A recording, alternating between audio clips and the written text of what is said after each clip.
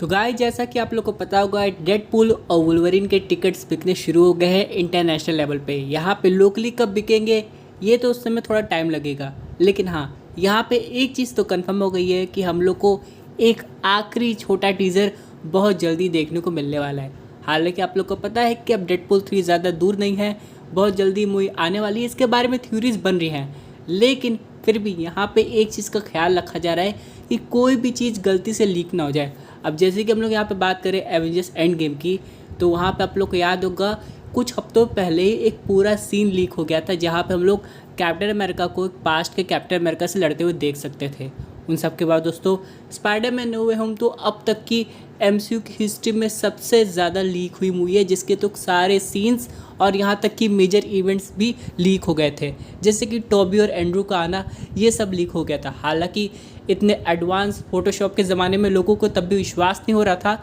लेकिन फिर भी एक तरीके से वो लीक था। इन सब के अलावा दोस्तों बात करें डेडपूल और वुल्वरिन की, तो यहाँ पे ह्यू जैकमैन का सूट तो ट्रेलर से पहले लीक हो गया था, लेकिन फिर भी मार्वल लीक्स पे काफ़ी कंट्रोल करने की कोशिश कर रहा है, क्योंकि मार्वल को लगता है कि अगर थ्योरी फैंस बनाते हैं तो वहाँ तक तो चीज़ें ठीक हैं, क्योंकि थ्योरी सही भी हो सकती नहीं भी। लेकिन जहाँ तक हम लोग बात करें लीक्स की, तो कोई चीज़ 100% लीक हो जाए तो मूवी का मज़ा ख़राब हो जाता है। फिलहाल दोस्तों आज हम लोग बात करने वाले हैं कि आखिरी ट्रेलर में हम लोग को क्या नया देखने को मिल सकता है, और हाँ कैंग से रिलेटेड एक खास अपडेट आने वाला है आप लोग के सामने। तो दोस्तों हम लोग को पता है कि Marvel time to time Deadpool के कुछ फ़ोटोज़ को प्रमोट करता है, और आप लोग ने अभी कुछ दिन पहले ये वाली फ़ोटोज़ देखी होगी जहाँ पे हम लोग डेडपूल और वुल्वरिन को टीवी के हेडक्वार्टर के अंदर देख सकते हैं। और डेडपूल के हाथों में आप लोग को क्या दिखाई दे रहा है, ध्यान से देखिए और कमेंट करके बताइए। ये वही चीज़ है जो कि हर चीज़ की जड़ है टीवी में, घूमने के लिए टेम्पेड। हालांकि जो टेम्पेड का डिज़ाइन है वो थोड़ा बहुत अलग लग रहा है, क्योंकि ये टीवी ही लोकी वाली टीवी से कुछ ज़्यादा ही अलग लगती है, लेकिन फिर भी दोस्तों यहाँ पे टीवी वाले डेडपूल को एक टेम्पेड देंगे ताकि वो उनका कोई खुफिया मिशन कर पाए। अब ये मिशन क्या है ये तो हम लोग को मूवी में पता चलेगा, लेकिन हाँ टेम्पेड आने से डेडपूल के पास काफ़ी पावर्स आने वाली है। और बाद में दोस्तों जैसा कि हम लोग ने ट्रेलर में देखा था, डेडपूल ने वुल्वरिन को पकड़ भी लिया था, लेकिन उसके बाद पता नहीं उसे क्या सच्चाई हाथ लगी, जिसके बाद वो टीवी के ही अगेंस्ट चला गया। और हम लोग देख सकते हैं दोनों को कैसेंड्रा जो कि चार्ल्स ज़ेवियर की इविल ट्विन है, जो कि इस मूवी में विलन है, उससे तो लड़ते ही हैं, लेकिन कहीं ना कहीं वो लोग टीवी से भी लड़ रहे हैं, जो कि ये बताता है कि यहाँ पे आगे जाके टीवी ही मेन विलन हो सकता है। लेकिन फ़िलहाल दोस्तों हम लोग बात करें,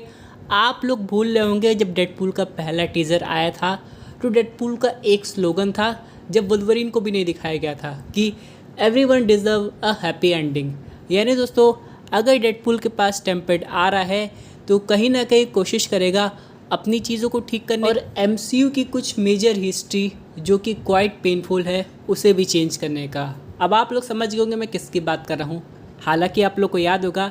केविन फेगी इस आइडिया से बिल्कुल खुश नहीं थे कि कोई सुपर हीरो अगर चला जाता है अपनी लेगेसी बना के, उसे दोबारा से सिनेमैटिक यूनिवर्स में दिखाने का कोई मतलब नहीं बनता,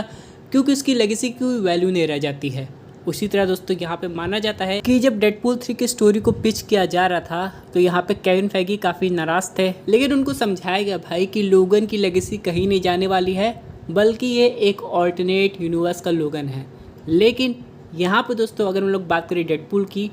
तो वो तो अपनी करेंट मार्वल सिनेमैटिक यूनिवर्स की टाइमलाइन चेंज कर देगा अगर वो एंड गेम में जाके किसी तरह टोनी स्टार्क को बचा लेता है। तब क्या उससे उसकी लेगेसी ख़राब नहीं होगी? या फिर हम लोग कह सकते हैं ऐसा लिखना ही तय था, अब ये कौन लिख रहा है, क्या ही हू रिमेन से भी कोई ऊपर बैठा है, जैसे कि वन अबव ऑल, जिसके बारे में बहुत लोग जानते होंगे जो लोग कॉमिक्स पढ़े होंगे। लेकिन हाँ दोस्तों यहाँ पे दूसरा पॉइंट सबसे इम्पॉर्टेंट ये आता है कि हैप्पी एंडिंग की अगर हम लोग बात करें तो लोकी की हैप्पी एंडिंग नहीं हुई एक तरीके से। जैसे कि हम लोग ने लोकी सीज़न 2 में देखा था, लोकी बेचारा भले गॉड ऑफ टाइम बन गया था एक तरीके से, या फिर कह सकते हैं गॉड ऑफ स्टोरीज़, लेकिन वो अकेला था, और कहीं ना कहीं वो भी एक हैप्पी एंडिंग डिज़र्व करता है। अपनों के साथ रहना, थॉर के साथ रहना, ये सब उसको चाहिए, और कहीं ना कहीं डेडपूल उसकी मदद करने वाला है।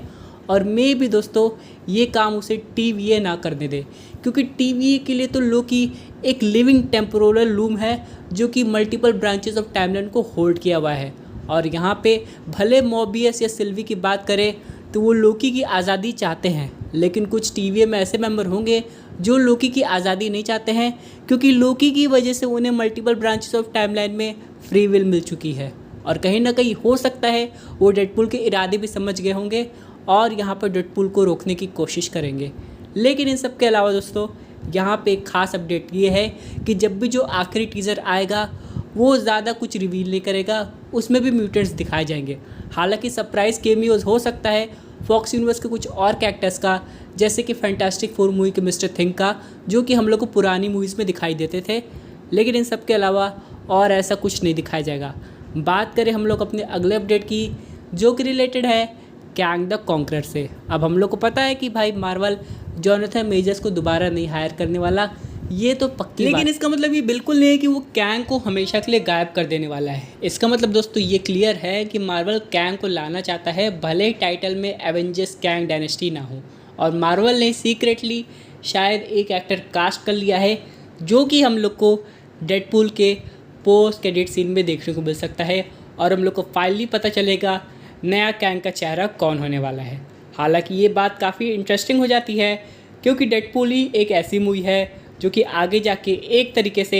एवेंजर्स 5 का बेस साबित होगी, और हम लोग को समझ में आ जाएगा कि आखिरकार कितने बड़े लेवल की मार्वल यूनिवर्स में या फिर के मल्टीवर्स में एक बैटल होने वाली है। लेकिन इन सब के अलावा हम लोग बात करें वो म्यूटेंट्स की जो हम लोग को दिखाई दे रहे हैं डेडपूल में, तो आप लोग ने देखा होगा कुछ पुराने म्यूटेंट्स हम लोग को देखने को मिले हैं, जैसे कि लेडी डेथस्ट्राइक, अज़ेज़ल और भी बहुत लोग। लेकिन इन सब के अलावा ये सब किस यूनिवर्स के हैं, और ये क्या टीवी द्वारा मिटाए गए थे, उन सबके वो वॉइड मार के फंस गए, या फिर इन्हें बचा लिया है कैसेंड्रा ने ताकि उसकी टीम में शामिल हो जाए। क्योंकि दोस्तों हम लोग बात करें कैसेंड्रा की, तो बहुत लोग मानते हैं वो विलन तो है, लेकिन वो भी किसी न किसी तरह अपनी टाइमलाइन बचाने की कोशिश कर रही है, और मेन विलन हम लोग टीवीए को ही कह सकते हैं। अब ये तो फिलहाल एक सिंपल थ्योरी है, लेकिन अगर टीवीए को कैंग ने बनाए हैं तो भाई टीवीए के मोटिव्स कहीं से अच्छे नहीं होंगे। भले अभी टीवीए का कंट्रोलर एक तरीके से लोकी है, क्योंकि वो चाह के भी ज़्यादा कुछ नहीं कर सकता फ्री विल देने के अलावा। लेकिन ह्यू जैकमैन का आना एक चीज़ कंफर्म कर दिया है कि आगे जाके हम लोग को एवेंजर्स सीक्रेट वॉर्स में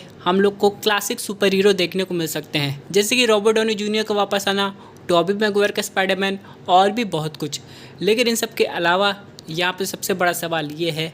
क्या मार्वल डेडपूल 3 से और भी एक कदम आगे बढ़ेगा? यानी कि डेडपूल 3 तो हम लोग को R-rated में दिखाई दे रही है पहली बार मार्वल स्टूडियोज़ की तरफ से, लेकिन क्या मार्वल बाकी मूवीज़ को भी R-rated होने का मौका देगा? एग्जाम्पल के रूप में ब्लेड, क्योंकि दोस्तों उस मूवी में हम लोग को वैम्पायर्स भर के दिखाई देंगे और उसे भी R-rated होना चाहिए। अगर मार्वल ये एक्सपेरिमेंट करता है तो सही में काफ़ी कामयाबी हाथ लग सकती है उसको।